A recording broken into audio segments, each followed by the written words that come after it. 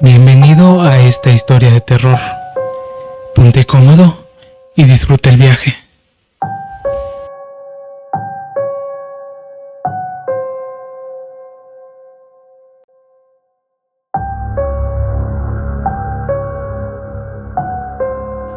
Existen muchas leyendas que involucran la transformación de seres humanos en animales. Los nahuales son un gran ejemplo de ellos.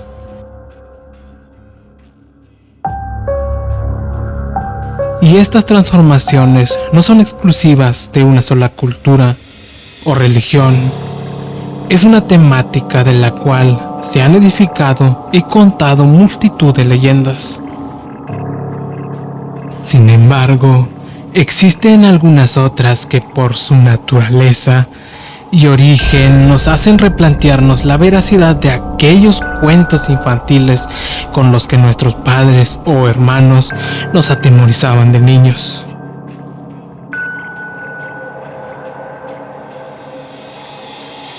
Corría la década de los años 60, un periodo marcado por fuertes movilizaciones y transformaciones de toda índole. El mundo podía colapsar en cualquier momento ante el aumento de las tensiones entre los Estados Unidos y la Unión Soviética en el periodo denominado la Guerra Fría, según los historiadores. Esta competencia, celebrada entre estos dos bloques, puso a temblar a todo el mundo ante la posibilidad de un ataque por parte de los rusos desde Cuba,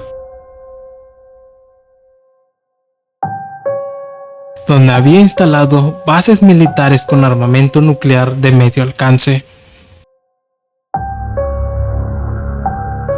La sola existencia de misiles balísticos R-12 y R-14 tan próximos a las tierras de los gringos hizo pensar a muchos que la vida se extinguiría. Las guerras, ya desde los 40, habían alcanzado hitos nunca antes registradas por la humanidad. Auschwitz es un claro ejemplo de la brutalidad y la degradación de la vida humana, a un grado en el que se perdió todo ápice de humanidad. Se dejaron de percibir a los de nuestra especie como iguales. No eran más que simples entes corpóreos que se encuentran entre un limbo de la vida y la muerte.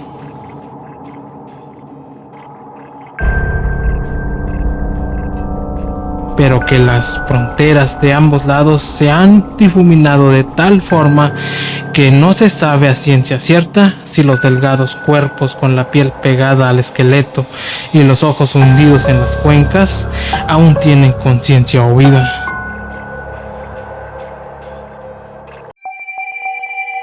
En esta época llena de miedos, incertidumbres y transformaciones sociales a la orden del día, se comenzó a hablar de la existencia de un ser que merodeaba los bosques de Virginia Occidental, un territorio ocupado por distintas culturas tribales que se habían destacado ampliamente por el comercio, pero que había estado en disputa con otras tribus nativas de la región, como los iroqueses y los sioux, por mencionar algunos. Mucha sangre ya había sido derramada en aquellas tierras, y había nutrido los suelos sobre los que se levantaron árboles de parra virgen, cuyo tono rojizo evoca el líquido sagrado que fue desperdiciado durante las distintas disputas que los hombres habían tenido. La hierba carmesí también suele crecer en la región. Sus bayas negras simbolizaban la invasión de esta especie silvestre, aún en las tierras donde el hombre ya había demostrado su dominio. Acechaba los cultivos y el consumo de su fruto podía enviar al reino de los muertos tanto a las personas como a los animales. La hiedra venenosa también campa a sus anchas en la zona. El solo tener contacto o inhalar el humo que emana de ella al quemarla suele acelerar el culmen de la vida. La naturaleza de este territorio ya nos habla de que es poco amigable con la vida humana y se adecua más del lado de la adaptación y la supervivencia. Algunos seres suelen desarrollar distintas características evolutivas para poder vivir en entornos poco favorables. Por este motivo, algunas aves se alimentan de las semillas de la hiedra venenosa sin presentar mayores problemas. Pero los seres humanos, a pesar de que tenemos vestigios y rastros de habernos adaptado a distintos entornos en los que nos hemos desarrollado, tendemos a depender más de la inteligencia. Confiamos en que esta es la clave para surfear cualquier peligro y amenaza que se nos presente. Construimos máquinas y artefactos para hacer la guerra, para quitar el mayor número de vidas posible, sin importar el precio, con tal de demostrar nuestra superioridad intelectual o numérica ante cualquier enemigo. A pesar de que durante siglos nos hemos convencido de esta verdad, existen algunos fenómenos y leyes naturales o universales de las cuales solo podemos aprender a vivir bajo su dominio. Existen cosas que van más allá de nuestro entendimiento y desafían cualquier lógica.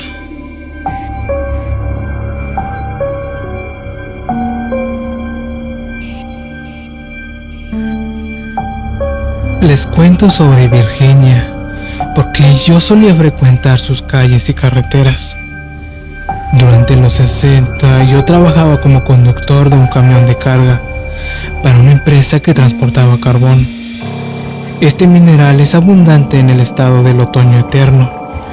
Se extrae en grandes cantidades y volúmenes de las montañas.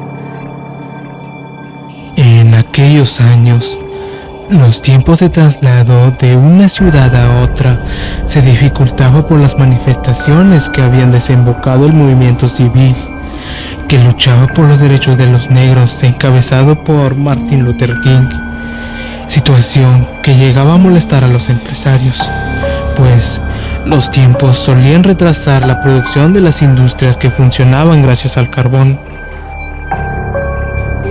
A mí no me quedaba de otra más que tratar de ser más comprensivo ante la lucha, aunque en ocasiones las constantes presiones de mis superiores me hacían considerarlas como algo innecesario, como un problema y un lastre que no debe existir. Yo no tenía que pagar los platos rotos. En todo caso, las movilizaciones sociales se encontraban en todos lados. En la mayoría de las ciudades, los jóvenes y los distintos grupos étnicos aprovechaban la coyuntura para hacerse notar, y quizá algún político tomara sus demandas en serio y tratara de realizar cambios a profundidad en beneficio de todas aquellas almas. Viajé por varios estados durante mi trayectoria como camionero. Recorrí los Estados Unidos de norte a sur y de este a oeste. Conocí a personas de todo tipo, algunas bastante amigables y elocuentes, y otras más hostiles. Me advirtieron sobre las posibles amenazas a las que tendría que hacer frente si iba por ciertos lugares. Escuché sobre el skinwalker, el Wendigo, la mujer de blanco o las almas en pena. Me tocó presenciar aparatosos accidentes en carretera. Hubo uno que vi cuando recién empezaba en este negocio. Se trató de un auto familiar. Mamá, papá y un par de niños que viajaban en un auto familiar a California, pero que no pudieron llegar nunca en Colorado.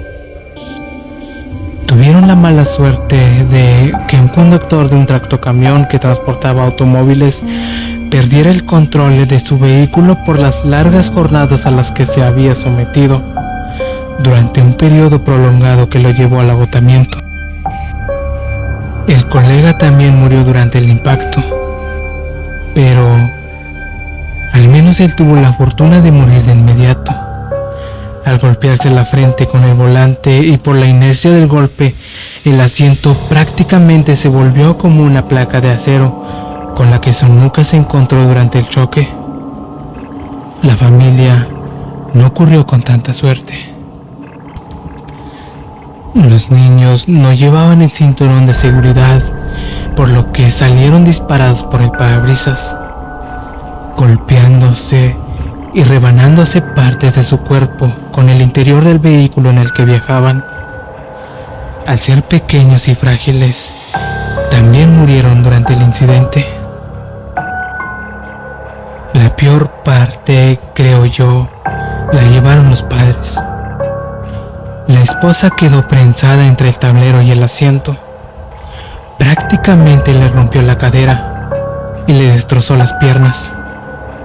También se llevó un fuerte golpe en toda la cara, y los vidrios del parabrisas se incrustaron en todo su cuerpo, de la cintura para arriba. Al parecer, quedó completamente desfigurada y prácticamente partida por la mitad.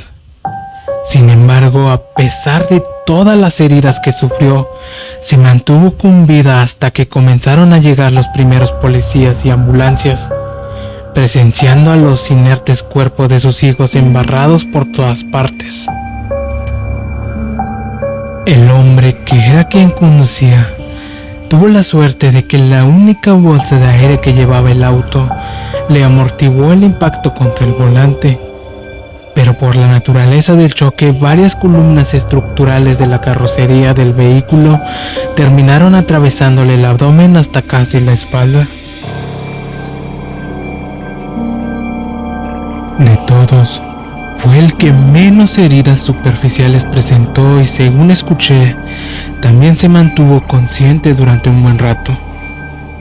Presenció con horror cómo los restos de sus hijos lo cubrían a él, el interior, a su esposa, también como el desfigurado cuerpo de su amada esposa se esforzaba por vivir, y los fallidos intentos por parte de los paramédicos para salvarles la vida, o al menos a un miembro de la familia. Prácticamente era imposible poder levantar los cuerpos enteros, ya que la mayoría se encontraban hechos trizas. Presenciar aquel accidente hizo que me replanteara mi oficio, y en mi memoria aún recuerdo ver cómo la sangre y parte de los cuerpos que fueron imposibles de reconocer, salvo unos dedos rodeando el vehículo destruido. Me habían advertido que vería este tipo de situaciones en la carretera, pero nunca creí que fuesen así de fuertes.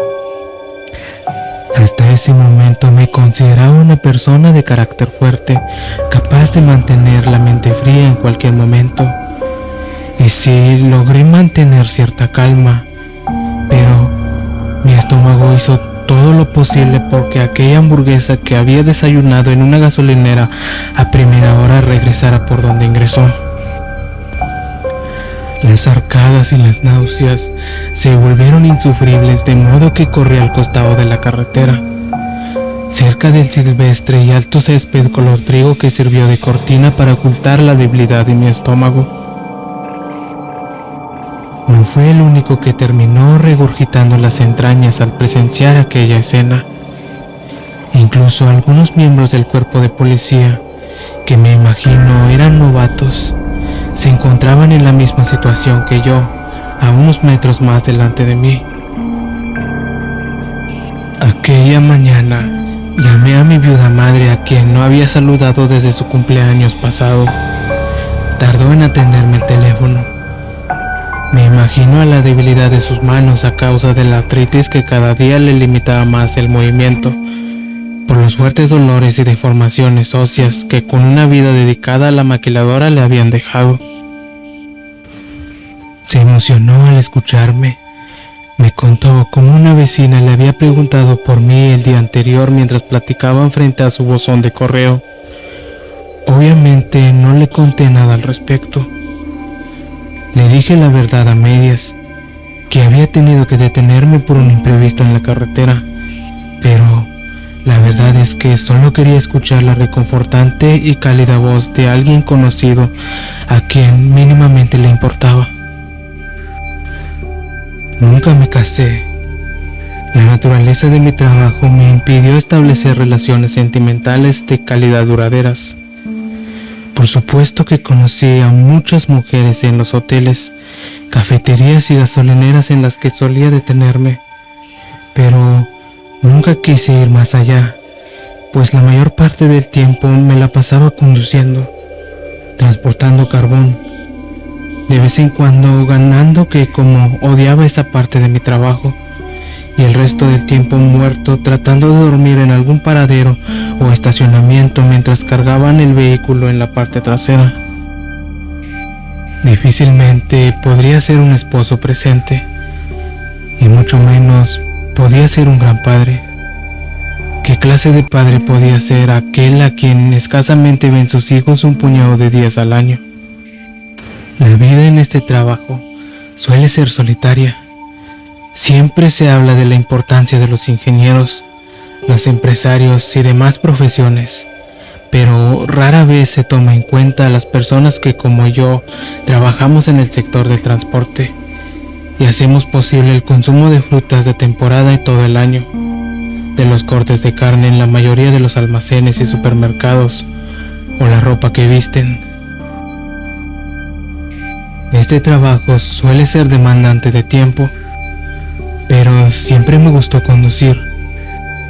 Desde joven, cuando mi padre me enseñó a conducir su viejo Ford, sabía que quería manejar una máquina de acero, impulsada por la explosión de gasolina o diésel que hace mover las bielas y el cigüeñal de los motores de combustión interna. Me resultaba embriagante el olor a combustible y me llenaba de cierta adrenalina y poderío estar sentado sobre toneladas de acero potenciadas por la explosión de la gasolina que se efectúa en el interior de las cámaras de combustión. El hecho es que siempre he llevado una vida solitaria. La mayoría de mis compañeros de trabajo me decían que sentara cabeza en alguna de las ciudades en las que solíamos llevar materiales, ya que en el futuro lo lamentaría. Pero la situación de este país en aquellos años no era muy alentadora, y yo no me consideraba tan irresponsable para traer una o más vidas a este caótico mundo lleno de preguntas y carente de respuestas. Y es que mi concepción de lo posible, de lo real y lo absurdo, cambió completamente en aquel viaje a Virginia por carbón. Al principio no había nada fuera de lo normal. La compañía me indicó que tenía una ruta pendiente hasta Virginia. Para aquel momento ya había pasado algunos años de aquel accidente y solo había memorias difusas sobre lo que había presenciado. Y también llevaba muchos más kilómetros de experiencia en carretera. Me había vuelto un conductor confiable, así que el encargo tampoco era nada del otro mundo. Ya lo había hecho multitud de veces. Recuerdo que nos encontrábamos en otoño, casi invierno, y este sería uno de los últimos trabajos del año. El material que habría de recoger sería necesario para alimentar a la maquinaria e industrias por la temporada invernal. Era época de Halloween. Ya saben, esa bonita fiesta del año donde las casas son adornadas. Los niños se disfrazan y salen a pedir dulces. Todos se la pasan bien, juegan, bromean y se divierten. El recorrido hasta el punto de carga me tomó alrededor de 12 horas. Salí de madrugada y recorrí hábilmente el trayecto. Por la mañana solo hice una parada para desayunar unos waffles y un café en una cafetería donde suelen reunirse las personas de mi profesión. Era un lugar caracterizado por servir a un montón de choferes hambrientos, nada fuera de lo normal. Llegué a primera hora de la mañana, me identifiqué y estacioné cerca de la zona de carga. A los pocos minutos se acercó un trabajador que era encargado del transporte. Me comentó que una de sus máquinas se había averiado y que estaban un poco retrasados con los tiempos, pero que harían lo posible por solucionarlo.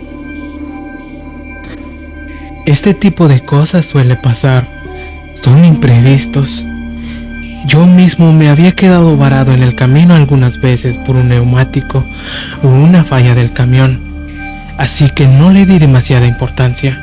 Aproveché para tomar una siesta en el camarote, pero al parecer sus esfuerzos por echar a andar aquella grúa habían sido inútiles. A mediodía pregunté por el progreso, a lo que me indicaron que aún no sabían a qué hora, pero que si estaba hambriento podía ir a buscar algo en la zona. Aproveché para estirar un poco las piernas y ver los hermosos paisajes rojizos del bosque. Las hojas se encontraban por todas las calles y la temperatura comenzaba a bajar, pero aún así había cientos de niños y personas disfrazadas por todos lados. A pesar de la hora, se notaba un gran gusto por aquella pagana celebración. Volví del almuerzo y para mi fortuna ya estaban cargando mi remolque. Después de un par de horas me hicieron firmar la documentación de siempre. Salí de aquel lugar con rumbo a una gasolinera para recargar un poco de combustible para el trayecto.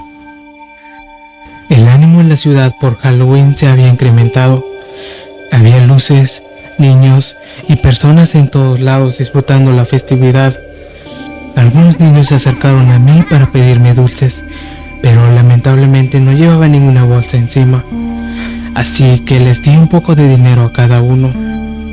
Abordé a mi vehículo y comencé a alejarme de la luminosa ciudad. Conforme iba alejándome de la urbe, las luces comenzaban a escasear. La neblina comenzó a descender y una pequeña brisa amenazaba con volverse un gran chubasco.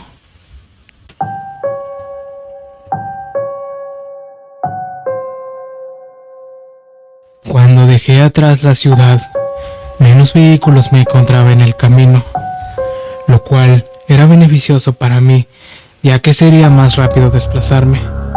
Pero, como se imaginarán, los trayectos en este país son enormes, así que aún había muchos kilómetros por recorrer.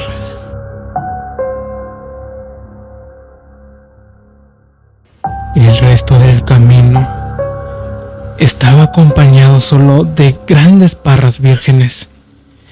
En algún punto de la carretera, logré percibir una silueta de una persona que se encontraba tratando de cruzar la calle. Caminaba encorvado y a paso lento. Parecía como si hubiese tenido algún accidente vehicular cerca, pero no había ni rastro de algo por el estilo. Solo aquella figura que en cuanto frené, giró su cabeza y dirigió su mirada hacia mí. Gracias a la siesta que me había tomado por el incidente con la máquina en la mina, me encontraba bastante lúcido, así que pude detener mi vehículo a tiempo. Sin embargo, en cuanto me detuve, aquel hombre también lo hizo. Me tenté a sonar el claxon para que se hiciera a un lado, pero no lo hice. Quizá debió ser mejor que lo hubiese ignorado. Aún me tiembla la voz al contar esto.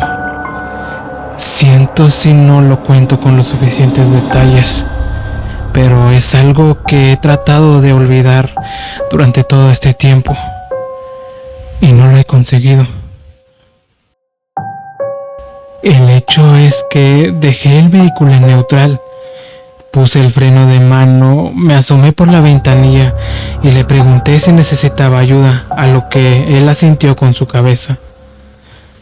Le dije que si necesitaba un aventón, a lo que de inmediato se puso en marcha con dirección al camión. Ese fue mi mayor error.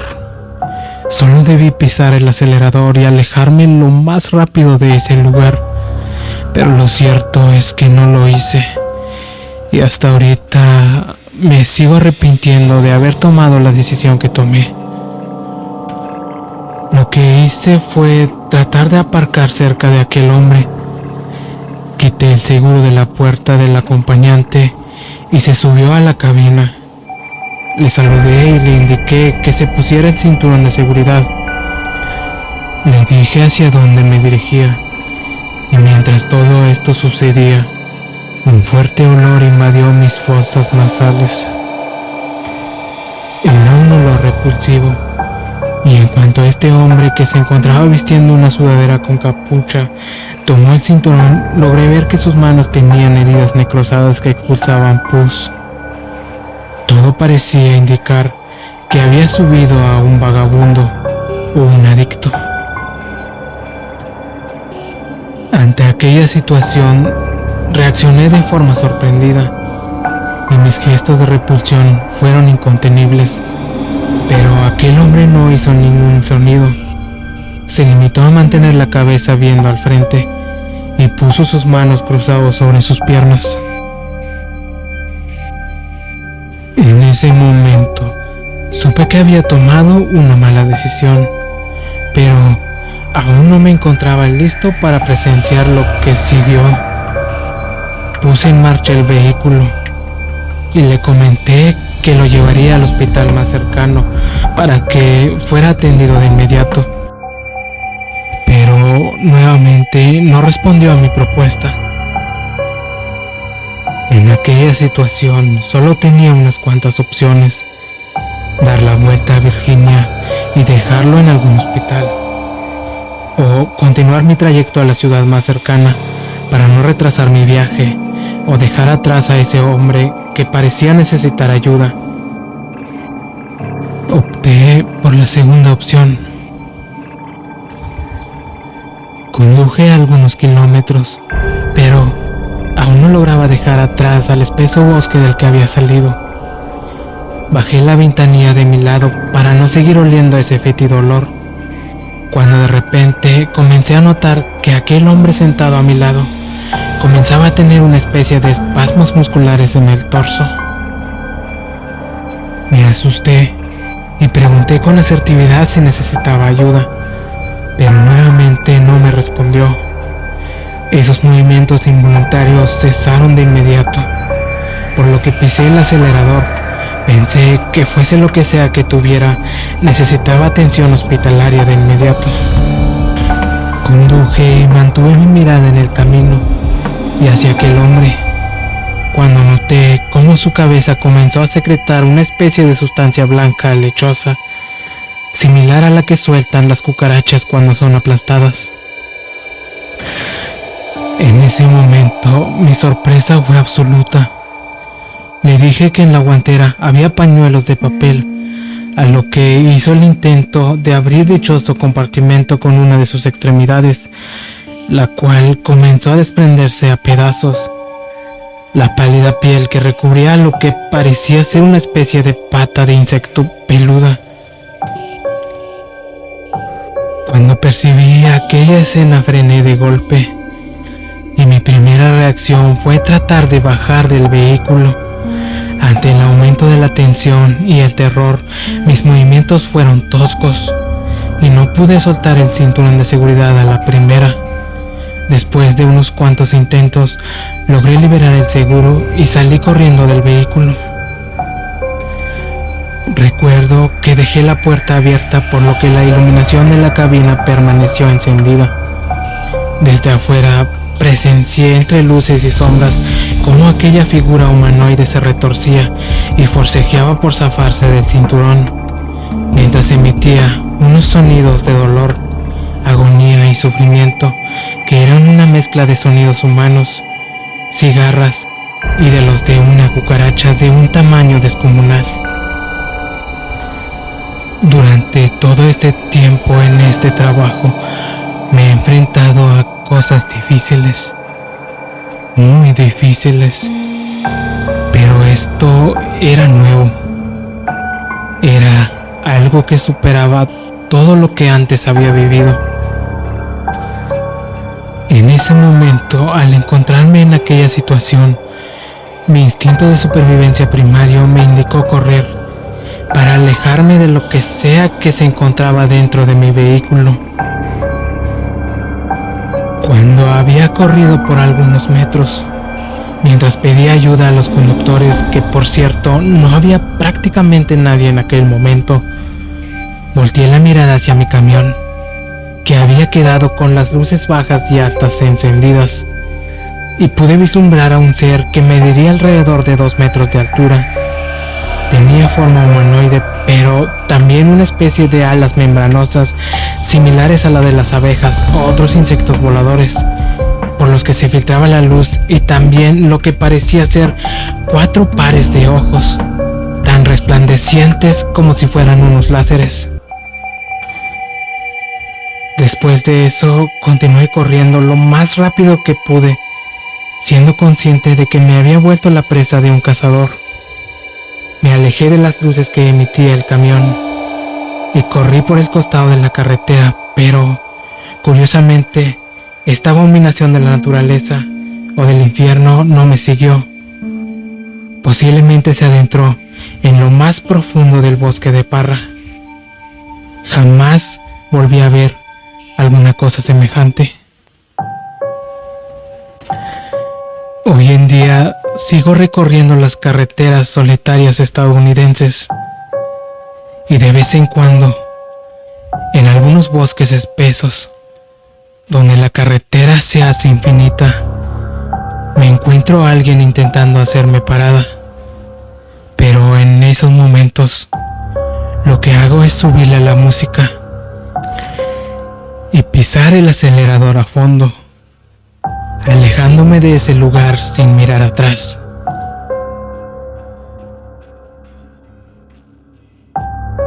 Gracias por llegar hasta el final de esta historia de terror. Si te ha gustado, suscríbete. Pronto estaré subiendo más historias aterradoras.